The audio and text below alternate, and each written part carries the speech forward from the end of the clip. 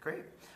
So I want to begin by asking you, someone had described the movie to me as a horror film, and watching it feels much more like a thriller to me, and I actually read that you even had said it was a thriller. Do you think there's a fine line between the two genres? Yeah, it's interesting to me because I always saw it as a thriller, you know what I mean? It seems like, I think there's, maybe it's, I don't know, just the trailer or whatever that people sort of took it as more horror maybe, but right. yeah, I always thought it was, I saw it as a thriller, I guess. And by the way, I mean, ultimately I think the distinctions are sort of, I guess it's sort of however people want to take it. But certainly, I guess in my mind, it was always sort of a tension, suspense-driven thriller as opposed to a horror film. I guess just in my understanding. And those are sort of, as a director, the beats that you were going for in the movie. You weren't really trying to do horror. Yeah, exactly. Yeah. I think it was more about creating just a tense experience. You know what I mean? Over the course of the film. You know what I mean? And getting intimate with these characters as opposed to sort of I guess.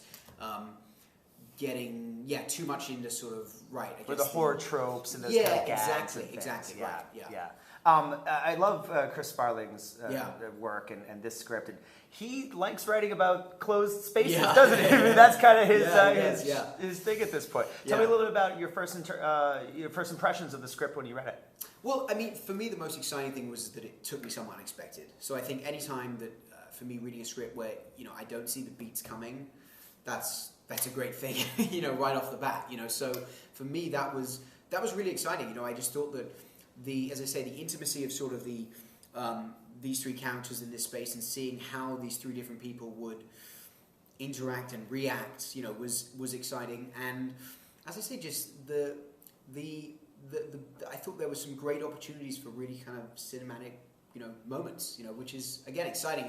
The challenge of doing that, as you say, within this sort of contained kind of world, I guess, is a challenge. But again, it's what sort of, I think what's great about Chris with Buried and with this is that he manages to give these things scope. I mean, that's what's fascinating about Buried is literally a film in a coffin, but it has this scope. And obviously Rodrigo as well did a great job of the film. But it's he does he finds a way to give it scope, and that was certainly also part of my kind of challenge was to have it be a small intimate film, but still have it feel big, hopefully. Yeah. Well, following up on that, I mean, obviously there are some other locations in the beginning of the film, but primarily you're talking about one location for shooting. As a director, is that maybe a relief? Is that challenging to have to shoot all in one location, or is it easier in a sense because you're just right there? I think there are, but also as a first-time director, it's sort of, again, it works the same way where it's obviously more manageable, as you say.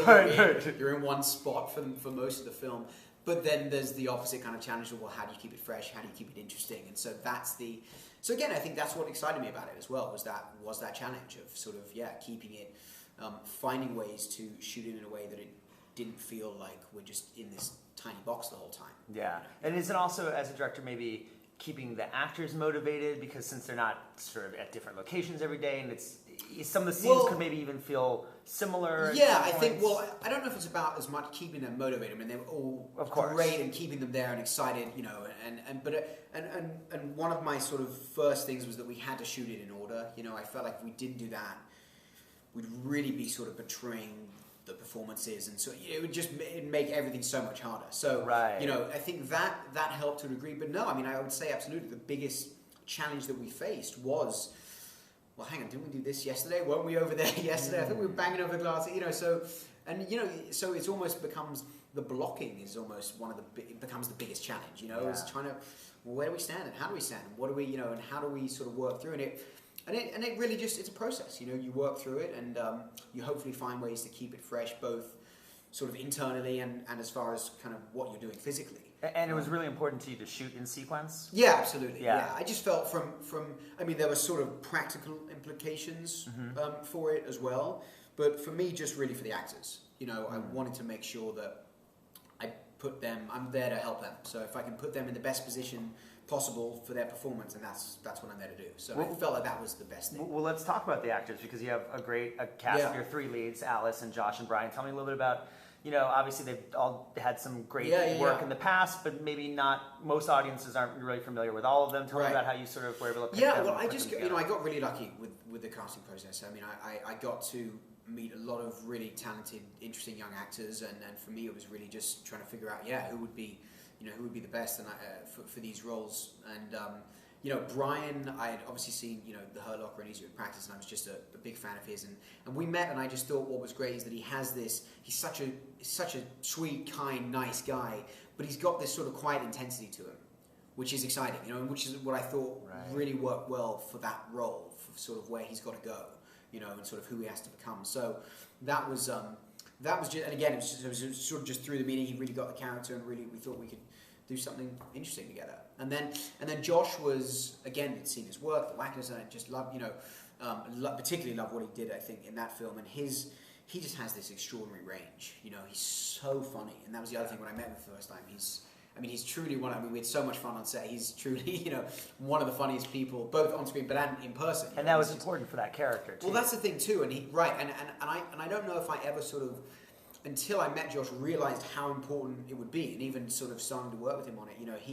He really just he was. I should also say, he was really drawn to that role.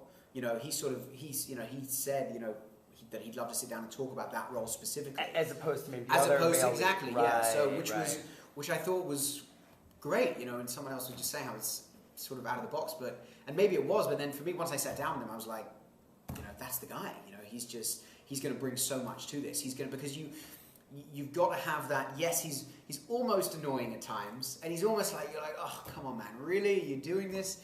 But at the same time, you have to care about him. Mm-hmm. And I think that's what Josh brought that and really got that, and could bring the humor, could bring the dramatic moments, and so yeah. And then Alice, again, the same thing. I mean, I got very lucky. Alice came on a little bit later in the process.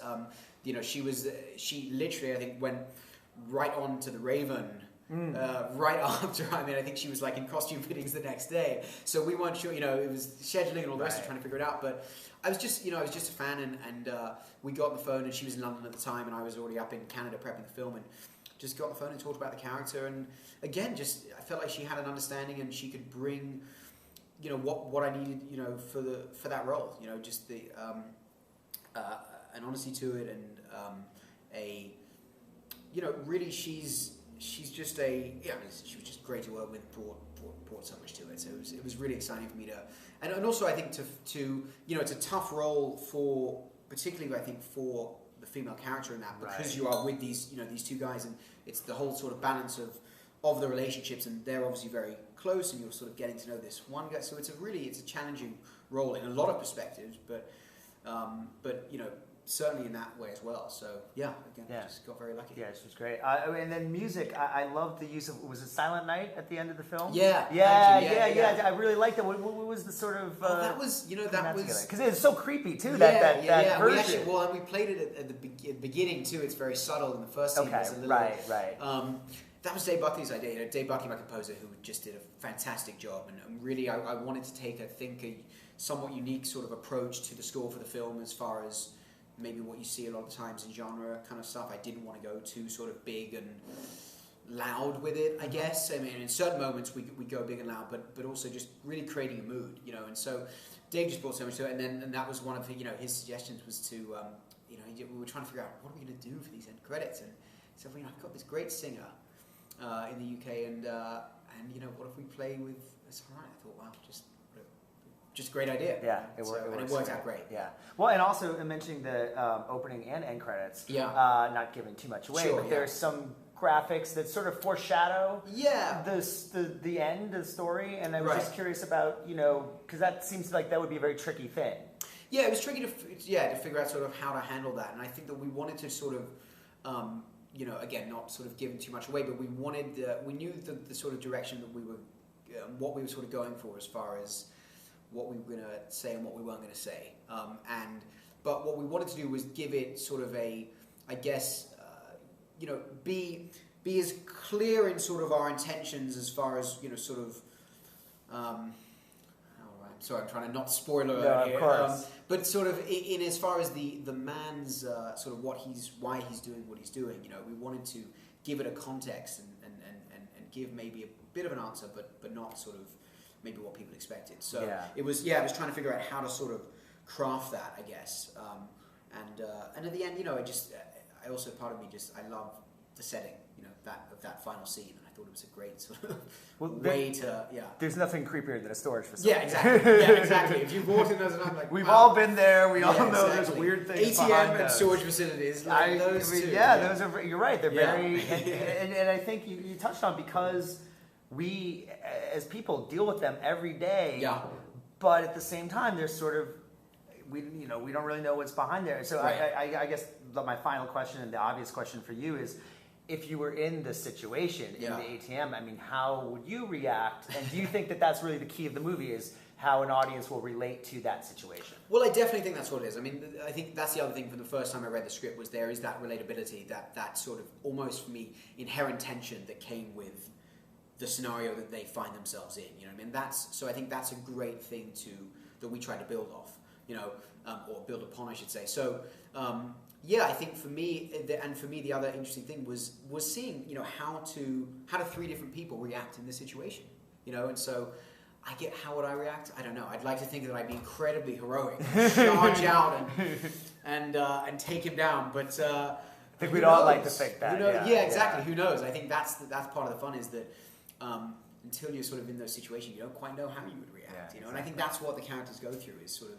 maybe how they would want to, or how they thought they would react there. That's not how they feel. So and that's the interesting thing about the movie, is watching how they do react. Well, right, exactly, yeah. So. Excellent, awesome. Hey, David, thank you so much. Thank you. Really appreciate it. Really great Thanks, interview. man. Yeah, Thank you appreciate so it much. for sure.